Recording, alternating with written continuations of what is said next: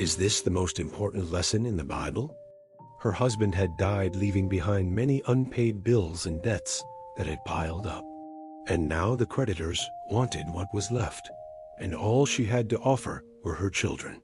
She had no money, no protection, and no power. So she did the only thing she could think to do. She cried out to the prophet Elisha.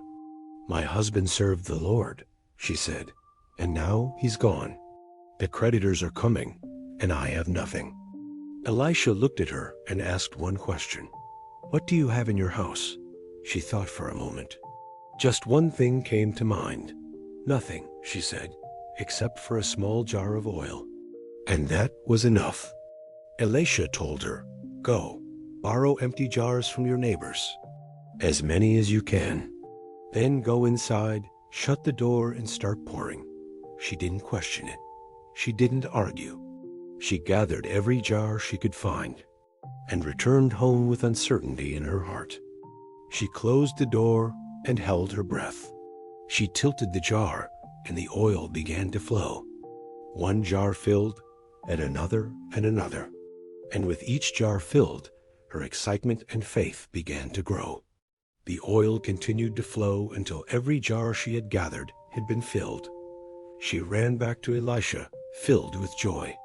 And he said, "Sell the oil, pay your debt, and there will be more than enough left over to live off of."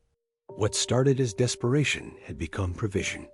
What seemed like nothing had become more than enough. Because that's how God works. He doesn't need you to have a lot. He just wants an obedient heart willing to do what is asked of you. Comment, "God provides." If you know He will take the little you have, the last bit of hope, the broken pieces, the not enough, and turn it into overflow. She thought she had nothing, but in God's hands, her nothing became a miracle. So what about you? What do you have in your house? What's in your hands? What are you holding back because it feels too small? God doesn't need much. Just an obedient heart and an ear willing to listen to what He asks of you.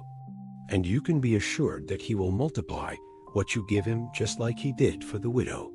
Is this the greatest lesson in the Bible?